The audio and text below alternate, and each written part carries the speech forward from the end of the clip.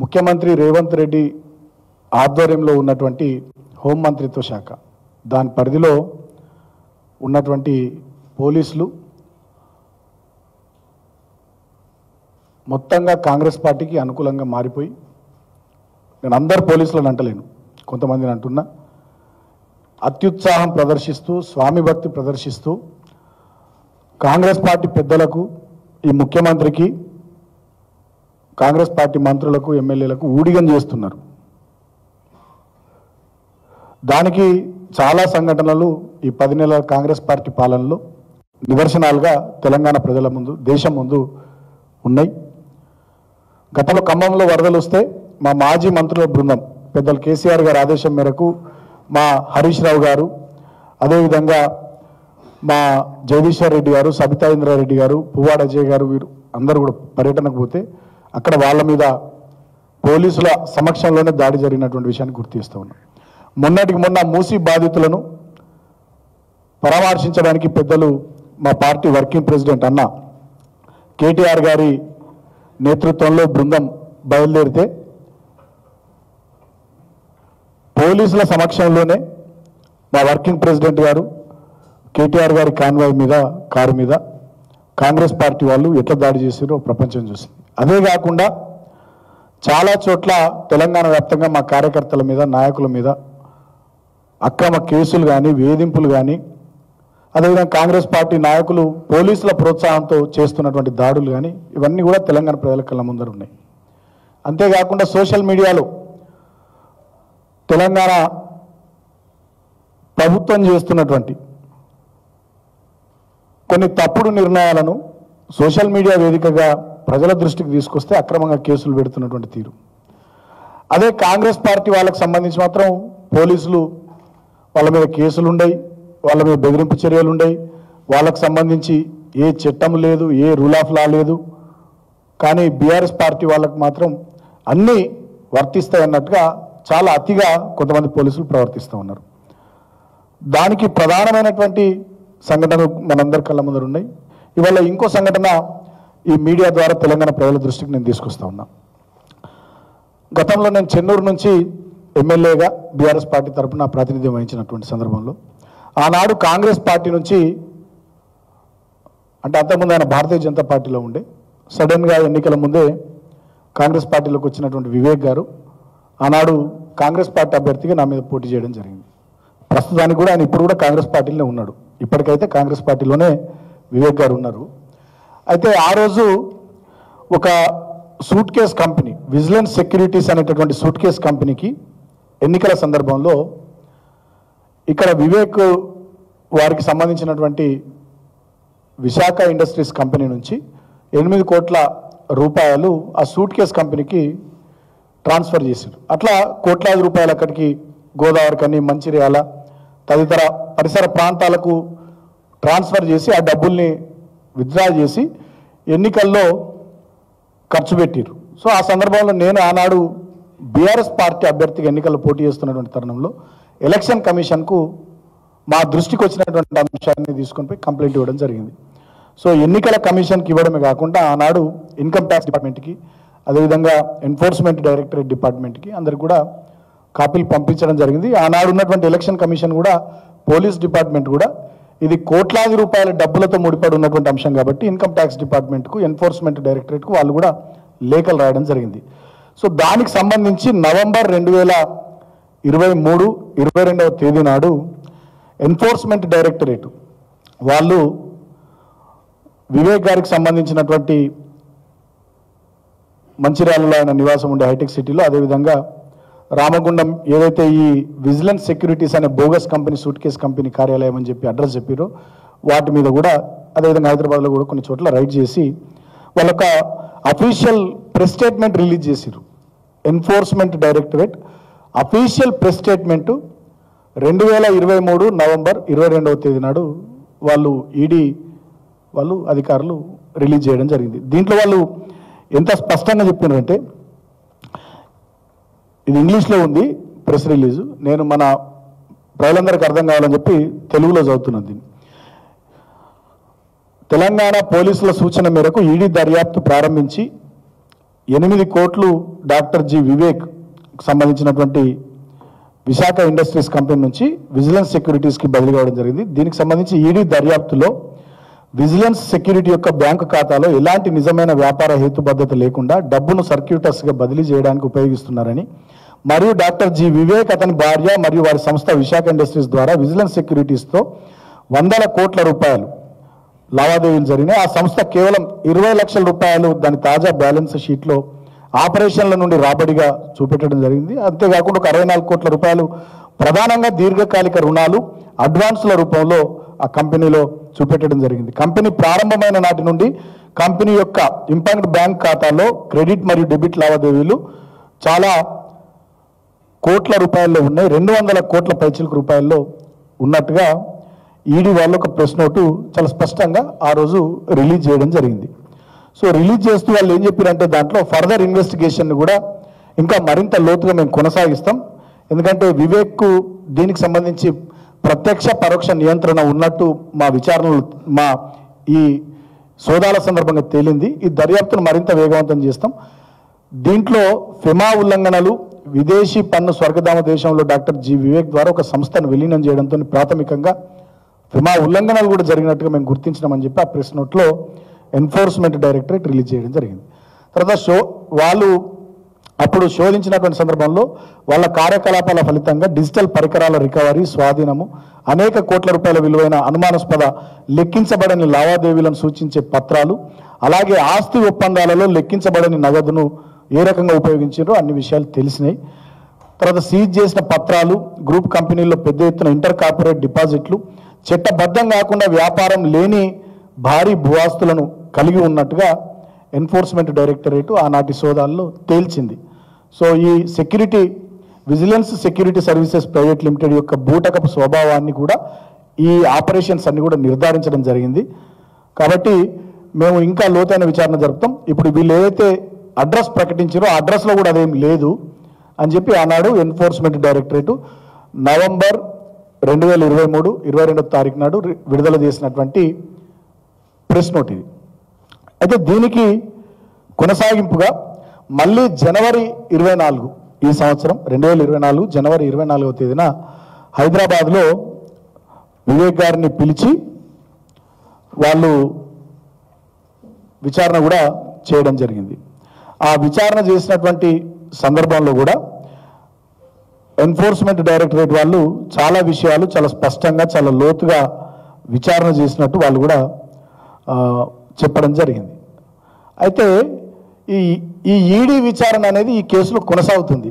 ఇక్కడ అసలు విషయం ఏంటంటే ఈడీ విచారణ అనేది ఈ కేసులో కొనసాగుతుంది. కానీ దుర్మార్గంగా తెలంగాణ పోలీస్ డిపార్ట్మెంట్ వాళ్ళు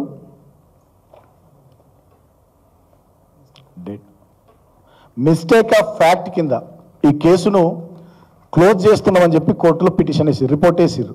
ఏ డేట్ నాడంటే అది 8వ నెల 2024 సంవత్సరం 8వ నెల 14వ తేదీ నాడు. ఒకవైపేమో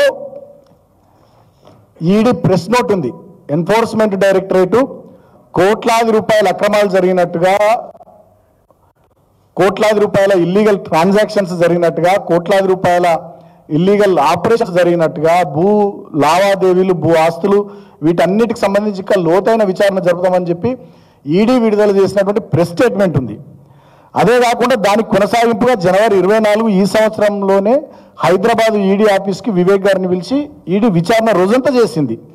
మళ్ళీ ఫర్దర్గా కూడా విచారిస్తాము, మళ్ళీ పిలుస్తామని కూడా చెప్పింది. కానీ తెలంగాణ పోలీసులేమో మొన్న 8వ నెలల మిస్టేక్ ఆఫ్ ఫ్యాక్ట్స్ కింద దీంట్లో ఏం లేవు అని చెప్పి కేసును క్లోజ్ చేసింది. అంటే కారణం ఏంది?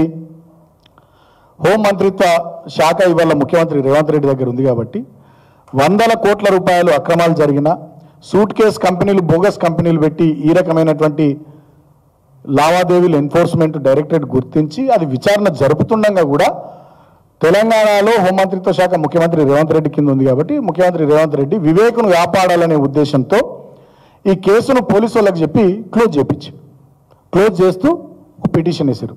ఇవాళ దాన్ని మేము ఛాలెంజ్ చేస్తూ మా బీఆర్ఎస్ లీగల్ టీం, మా భరత్ గారు, జక్కుల లక్ష్మణ్ గారు, అదేవిధంగా మా కళ్యాణ్ గారు, అదేవిధంగా మా లలితారెడ్డి గారు, మా కార్తిక్ గారు, మా లీగల్ టీం అంతా కూడా కలిసి ఇవాళ ఒక ప్రొటెస్ట్ పిటిషన్ను మేము నాంపల్లి కోర్టులో వేయడం జరిగింది. డెఫినెట్గా ఇవాళ నేను మీడియా ద్వారా నేను వివేక్ చెప్తా ఉన్నా, రేవంత్ రెడ్డికి చెప్తా ఉన్నా, రేవంత్ రెడ్డి గారు నువ్వు వివేక్ను కాపాడలేవు, వివేక్ నువ్వు ఈ విషయంలో నుంచి నువ్వు బయటపడలేవు. ఇవాళ ఎన్ఫోర్స్మెంట్ డైరెక్టరేట్ విచారణ జరుగుతూ ఉంది. ఇల్లీగల్ ట్రాన్సాక్షన్స్కి సంబంధించి అఫీషియల్గా ఎన్ఫోర్స్మెంట్ డైరెక్టరేట్ విడుదల చేసినటువంటి ప్రెస్ స్టేట్మెంటే ఉంది. విచారణ ఇంకా లోతుగా ఈడీ కొనసాగిస్తూ ఉంది. ఈ విచారణ ఒకవైపు జరుగుతుండగానే తెలంగాణ రాష్ట్ర పోలీసులు ఈ రకంగా కోర్టులో రిపోర్ట్ వేయడం, మిస్టేక్ ఆఫ్ ఫ్యాక్ట్స్ కింద కేసును క్లోజ్ చేస్తూ రిపోర్ట్ వేయడాన్ని మేము ఛాలెంజ్ చేస్తూ ప్రొటెస్ట్ పిటిషన్ వేసినాం.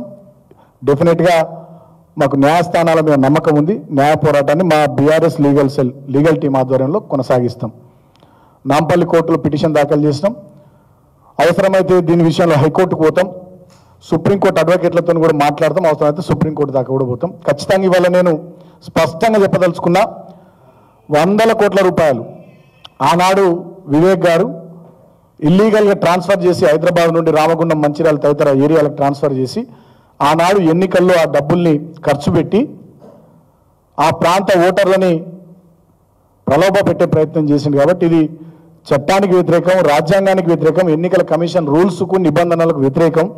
ఆయన చూపించినటువంటి అఫిడవిట్లు అవన్నీ కూడా ఈడీ అవన్నీ కూడా చెక్ చేసింది. ఇంకా ఎంక్వైరీ జరుగుతూ ఉంది. డెఫినెట్గా నాకు పూర్తి స్థాయి నమ్మకం ఉంది, వివేక్ యొక్క పదవి ఊడిపోవడం ఖాయం. ఆయన రేవంత్ రెడ్డి కాదు కదా, భగవంతుడు కూడా కాపాడలేడు. చెన్నూరులో ఉప ఎన్నిక ఖాయం. నేను మీకు చెప్తా ఉన్నా ఆన్ రికార్డ్, వివేక్ ఎమ్మెల్యే పదవి పోవడం ఖాయం. ఈ కేసులో వివేక్ అరెస్ట్ అయ్యి జైలుకు పోవడం ఖాయం.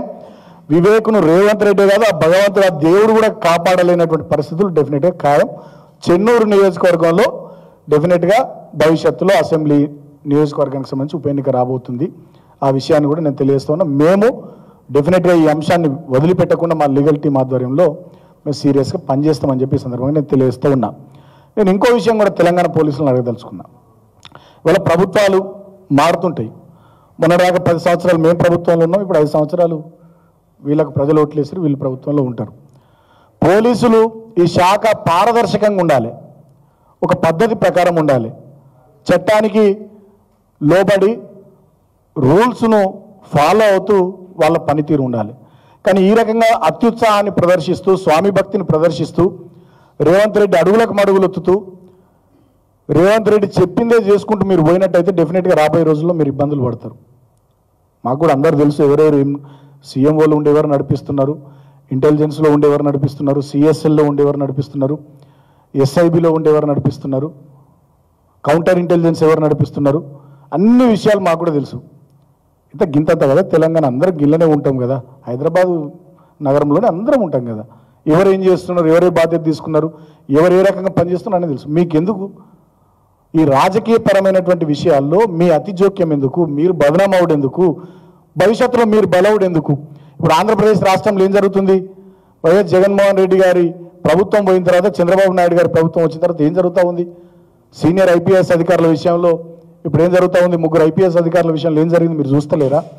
మరి మీరెందుకు అంతగానో అతిగా రాసుకొని పూసుకొని మీరెందుకు వేసుకుంటున్నారు? అంతగానో స్వామి భక్తి మీరెందుకు ప్రదర్శిస్తున్నారు?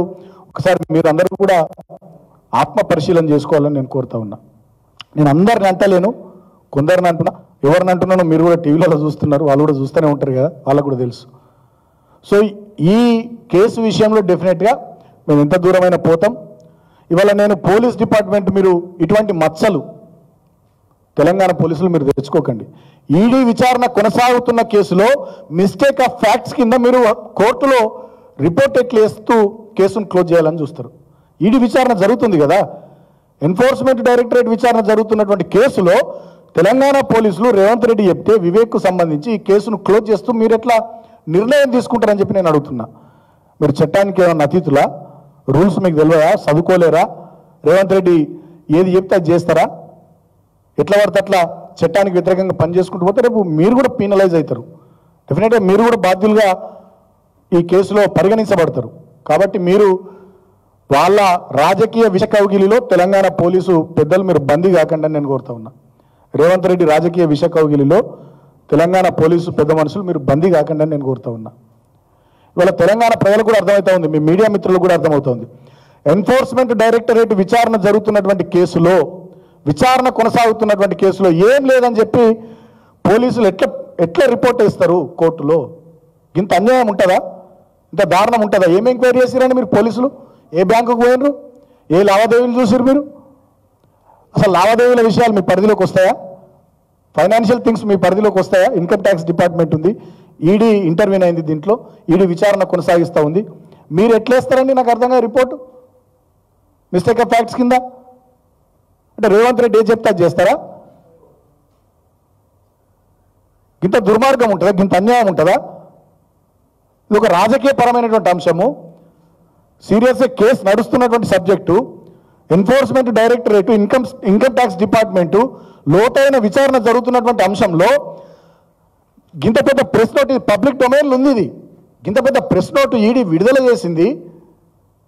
గిన్ని విషయాలు, గిన్ని వాస్తవాలు ప్రజాక్షేత్రంలో ప్రజలందరి కళ్ళ ముందర ఉండగా మిస్టేక్ ఆఫ్ ఫ్యాక్ట్స్ అని చెప్పి మీరు రిపోర్ట్ వేసి కేసును క్లోజ్ చేయాలని మీరు చూస్తే ఏం చేస్తున్నట్టు తెలంగాణ పోలీసు పెద్దలు? ఎటుపోతుంది ఈ రాష్ట్రము? ఇంత దుర్మార్గం ఉంటుందా? రేవంత్ రెడ్డి ఏం చెప్తే అది చేస్తారా?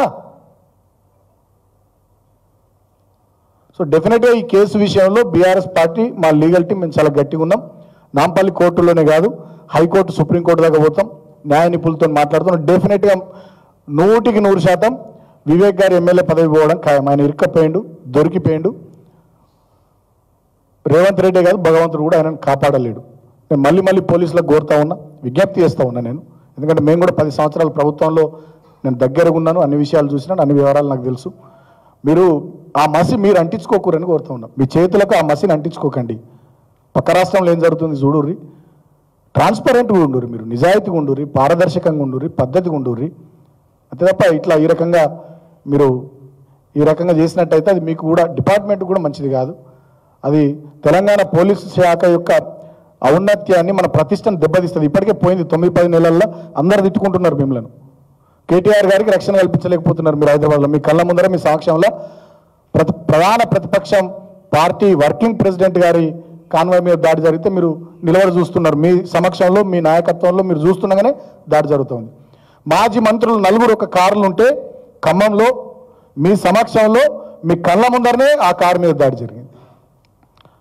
ముఖ్యమంత్రి సొంత గ్రామంలో 2 మహిళా జర్నలిస్టుల మీద దాడి జరిగింది. మొన్న ఒక ప్రవీణ్ అనే జర్నలిస్ట్ మీద దాడి. చాలామంది జర్నలిస్టుల మీద దాడులు జరుగుతూ ఉన్నాయి. బీఆర్ఎస్ కార్యకర్తలను చంపుతూ ఉన్నారు, దాడులు చేస్తూ ఉన్నారు. పోలీసులు ప్రేక్షక పాత్ర వహిస్తూ ఉన్నారు. కాంగ్రెస్ పార్టీ ఏజెంట్లుగా మారిపోయారు కొంతమంది పోలీసులు. ఇదేం పద్ధతి? నాకు అర్థం కాదు. ఈ పద్ధతి మంచిది కాదు. ఇదైతే బ్లేటెంట్గా దొరికిపోయారు మీరు. ఎన్ఫోర్స్మెంట్ డైరెక్టరేట్ విచారణ కొనసాగుతున్న కేసులో మిస్టేక్ ఆఫ్ ఫ్యాక్ట్స్ కింద కేసులు క్లోజ్ చేసే ప్రయత్నం చేయడం అనేది అసలు బహుశా నాకు తెలిసి వేరే రాష్ట్రాల్లో కానీ దేశంలో ఇప్పటివరకు జరిగిందో లేదో తెలియదు. దీంట్లో కూడా మీరు ఇరుక్కపోయారు. ఇటువంటి తప్పులు చేయొద్దని చెప్పి నేను పోలీస్ శాఖ వారిని, డీజీ గారిని కూడా నేను కోరుతా ఉన్నా. ఖచ్చితంగా ఇది ముమ్మాటికి ఇది మేము హైకోర్టుకు, సుప్రీంకోర్టు వరకు కూడా పోతాం. న్యాయ నిపుణులతో మాట్లాడుతున్నాం. చివరి దాకా వదిలిపెట్టాం. ముమ్మాటికి వివేక్ పదవి పోతుంది. చెన్నూరులో ఉప ఎన్నిక వస్తుంది. రేవంత్ రెడ్డి గారు దేవుడు కూడా కాపాడలేడు.